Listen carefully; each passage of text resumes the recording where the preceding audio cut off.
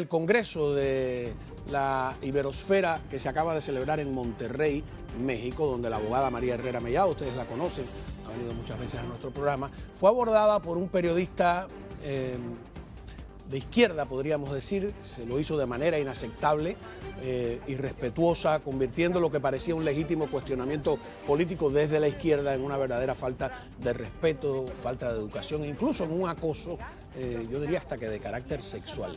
Esto no pasaría de ser una anécdota desagradable si no reflejara, a mi modo de ver, el posicionamiento excluyente y antidemocrático de cierta izquierda latinoamericana que se cree dueña de la verdad. Con eso le doy la bienvenida aquí al programa A Fondo. Muy buenas noches. A ver, bueno, tenemos a la doctora María Herrera Mellado. Le agradecemos, doctora, que esté aquí, a pesar de que sabemos que el tema es sumamente desagradable, ¿no? Pero pongamos antes de enseñar el primer video, ¿no? El contexto que estaba haciendo usted allí, quiénes eran los invitados, quién es este periodista, brevemente.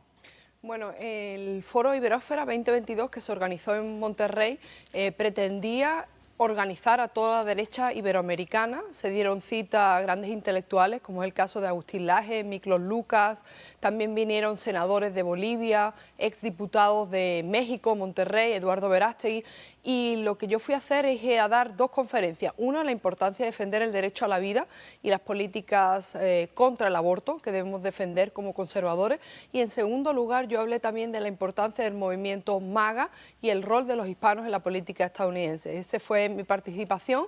Y ¿Qué es el movimiento MAGA? El movimiento MAGA es digamos, un eslogan que fue utilizado no solo por los republicanos, sino también por los demócratas. Estamos hablando del caso, por ejemplo, de Bill Clinton y el presidente Wilson de Estados Unidos, que defienden anteponer los intereses de Estados Unidos primero al de terceros países o involucrarnos en unas guerras que no tienen ningún sentido para el contribuyente estadounidense. Yo quise explicar todo eso y cómo se persigue a los hispanos y cómo se persigue a los conservadores en Estados Unidos, y esa fue mi participación. O sea, que podríamos decir que este era un congreso conservador. Absolutamente conservador, que también incluía a libertarios, como es el caso del candidato a la presidencia por Argentina, Javier Milei. Ajá, que bueno, que es un economista muy famoso. Así es.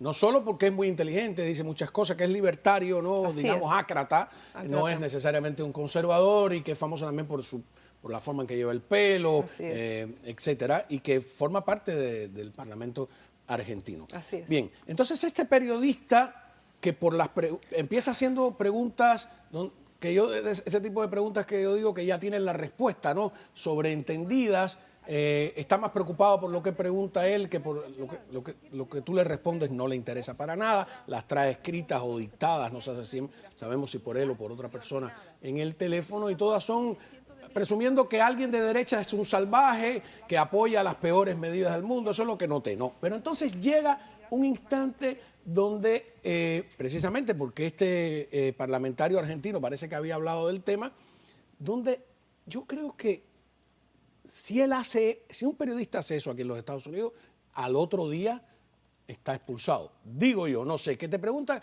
si tú haces tríos sexuales. Me parece una cosa increíble. Absolutamente. Vamos a verlo. ¿Usted ha tenido experiencias en tríos? Me sorprende la pregunta. Bueno, es que Milei habló del tema. Lo que pasa es que yo no entiendo por qué hay esa, digamos, esa atención para centrarse en ese tipo de preguntas que Usted ve un problema. Bueno, es que Milei habló del tema. Pero es que yo no soy Milei, además. Ya. Yo creo que ¿Usted cree que no debió él ventilar públicamente ese tipo de cosas? que no. Bueno, ¿Cometió un error Milei? No, yo no creo que Milei cometió. Milei puede hablar de lo que quiera. ¿Pero a usted le pareció mal que yo le preguntara del tema? A mí me pareció mal, ¿no? A mí me causó... Me dijo que le parecía una pregunta banal o que no le había agradado. No creo que ¿Usted le parece indebido hacer tríos? Es que yo creo que es que no vamos a hablar de esto, porque es que esto no, yo no he venido aquí para hablar de esto. Del sexo tántrico podríamos hablar, porque también Milei habló del asunto. Yo vengo aquí para hablar del derecho... De otros a la... temas. Sí, exacto, de la Bien. política interna.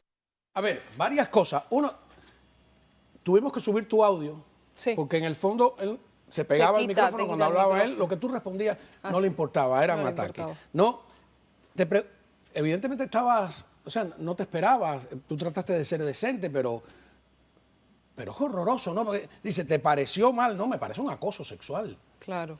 No, usted es abogada. Yo O sea, nunca, a mí nunca ningún periodista me ha abordado de esa manera.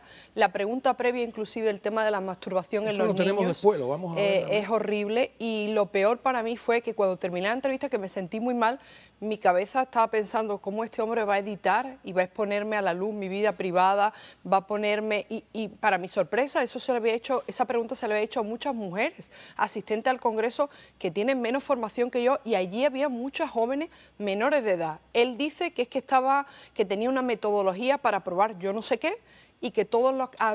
Porque no quieren, son periodistas que no quieren averiguar nada, Claro. sino reafirmar sus prejuicios. O sea, sus Absolutamente. juicios previos, quiero decir, ¿no? Absolutamente. Pero dice, ¿le pareció mal? ¿Le pareció banal?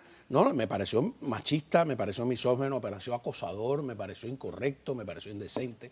O sea, es una cosa sin sentido. Y él es de una estación de televisión. Sí, de la octava en Ciudad de México. Pero la cuestión es que me mezcla, porque lo ha dicho Milei, a ti qué te parecen las No, pero da declaraciones igual, de Milei, es una y a cosa- ti qué te parece, tú has hecho trío, o sea, absolutamente deplorable. Y le retiraron el pase. Eso Sí, yo pero se lo denuncié. retiraron ustedes, pero Sí. sigue ejerciendo el periodismo. Sí, no, y este domingo ha anunciado... Debería haber una carta de un bufete de abogados de aquí los Estados Unidos o desde el propio México, pues quejándose, por lo menos que quede constancia de una queja. Digo yo, ¿eso no es posible? ¿Usted que es abogada? Definitivamente yo hice una queja pública y estamos trabajando en eso, porque además ha anunciado que el domingo va a sacar un programa para que los mexicanos vean qué es lo que nos incomoda a la ultraderecha.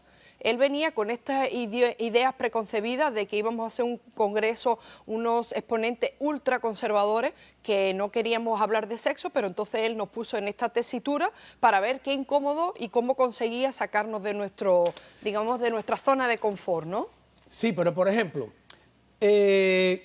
luego titulan algo que también me parece humillante para la mujer, que me parece machista, que es que dicen bella pero mala. Así es. Entonces, y luego en el entorno del presidente Andrés Manuel López Obrador vi algunos comentarios también dándole apoyo a este acosador. Sí, además la segunda en línea sucesoria de López Obrador, esta mujer que es la secretaria del Partido Morena, dijo que es que nosotros no estamos preparados para responder a preguntas inteligentes. Y yo le hice un tuit y le dije, si usted considera que una pregunta inteligente es saber si a mí me gusta masturbarme o si yo tener trío, usted está completamente equivocada, y además así nos va en la sociedad, porque eso es lo que defiende la izquierda. En vez de defender a la mujer, a una mujer que como yo y como muchas que nos sentimos hostigadas y acusadas... Pues respetar a quien piensa distinto, ¿no? Porque ahora puede decir, no, aquí está la gusanera de Miami revolcándose. No, Así yo creo es. que es válido ser agresivo como periodista, pero ser respetuoso y ser, sobre todo con una mujer, ¿no? Y además tú no representas el poder, tú no tienes ningún cargo público, ¿no? Y vamos a ver ese pedazo que te habla, porque él empieza hablando de si se debe o no enseñar la masturbación a los niños en las escuelas, que es una cosa que unos tienen un criterio, otros tienen otro criterio, y termina, es casi como morboso, ¿no? Te Sí, por masturbas, no te supuesto. masturbas. Veamos, ¿no? A cabo esas enseñanzas. No está mal la masturbación. 3 a 9 años, por ejemplo, en el caso de en Estados Unidos. No está mal, sí, pero para adultos, ¿no? Y además, eso, ¿por qué tienen las escuelas que involucrarse con eso, las escuelas primarias y secundarias? Entonces, no, que no se hable del tema en las escuelas. ¿Usted lo enseñaron eso? Bueno, lo que pasa es que ahora ya está en los libros de texto. No, pero mi pregunta, ¿usted le enseñaron? No, creo que no. Pero creo que lo aprendí de forma autodidacta. Pues así quiero yo que lo aprendan. ¿No ve usted algo malo o indebido en la masturbación, digamos? No es algo que haya que reprimir a los niños en esa práctica. No hay que instruirlos, no hay que adoctrinarlos, no hay que Pero decirles que no está mal el tema. ¿Qué define usted por niño? ¿De qué tipo de niño, qué edad estamos hablando? Sí, claro, porque está hablando de generalidades, qué es niño, de qué edad, en qué escuela, hasta qué profundidad, hasta qué nivel, pero hay algo, yo tampoco había visto algo así en un medio, tú me dirás ahora los youtubers, No. incluso yo creo que son hasta más respetuosos, pero en un medio oficial de la prensa seria, entre comillas. Mira, Juan Manuel, esta persona además iba por mí, digamos, en calidad de representante de Vox. Él hizo unos tweets diciendo que este foro estaba financiado por Vox, lo cual es absolutamente falso. Allí había unas entradas, la gente se dieron lugar, casi 600 personas pagaron su entrada, Vox no está detrás de esto, y entonces empezó a mezclarme el tema también de la conquista, en fin, como no me podía coger por un lado, me cogió por otro, y esto ha sido un desastre. Pero ha habido muchos empresarios de medios de comunicación y muchos senadores y congresistas que han dicho que este hombre se merece una expulsión. Todo esto se desató porque él hizo un vídeo diciendo que la ultraderecha conservadora es la que censura a los medios y que nosotros la habíamos expulsado simplemente porque no nos gustaban sus preguntas. Bueno, pero es que hay un límite. El límite, ¿me entiendes?, al derecho a la privacidad de una persona y exponer mi vida sexual y la de muchas mujeres. No la expone porque él no sabe nada. Él Claro. lo que está es tratando de... yo lo veo en otra cosa, ¿no? Totalmente fuera de lugar. Vamos a ir a una pausa y también a hablar un poco de las preguntas políticas que hace, porque me parecen igualmente simplonas, ¿no? Eso de comparas a Bolsonaro con este, al otro, y usted le respondió muy bien, porque le rompe los estereotipos. Y también quiero aprovechar su presencia como abogada para hablar aquí un poco de la declaración de culpabilidad de Steve Bannon, ex asesor de Donald Trump, en el día de hoy, así que regresamos. Continuamos hablando con la doctora María Herrera Mellado, víctima de acoso sexual por un periodista disque de izquierda en México, y algo vergonzoso, ¿no? Pero vamos al tema político, es muy curioso, ¿no? Porque él hace un cuestionario que es ridículo, ¿no? Usted prefiere a Bolsonaro antes que a Andrés Manuel López Obrador, AMLO, como le dicen en México, ¿no? Que estaría gracioso decirle, bueno, ¿y usted prefiere a Daniel Ortega antes que a Bolsonaro? Es una cosa, pero tú le respondiste muy bien. Y además que te dice, ¿y usted si usted cree que AMLO es socialista? Pues sí. Vamos a verlo, vamos a verlo. ¿Usted prefiere a un político como Bolsonaro que a López Obrador? Definitivamente, un político como Bolsonaro, yo creo que... Mejor que AMLO. Sí, por supuesto. Es que AMLO para mí es una persona indeseable. Recordemos que apoya a dictaduras como la de Díaz-Canel, que apoya y además aboga por la presencia de narcodictadores en los foros internacionales. ¿Narcodictadores como quiénes? Pues todos sabemos, ¿no? El caso de los líderes venezolanos, nicaragüenses, Sí. En fin. Okay. ¿Usted cree que López Obrador es socialista? Definitivamente es progresista y apoya las políticas socialistas. Él es socialista. Sí, yo creo que no. Es más que socialista, es un idiota. Es un idiota que apoya a la dictadura. Yo, que soy cubano, nos ofende cada vez que, además, que decide no venir aquí a la Cumbre de las Américas en solidaridad con ¿qué? Con la feroz, brutal, estúpida dictadura de Cuba. Por favor, no. Tú sabes que Vargas Llosa dijo algo parecido, y me gusta que tú le respondes con naturalidad, ¿no? A eso. Le dijo, mira, Vargas Llosa dijo, Bolsonaro es un payaso, creo que fue lo que dijo.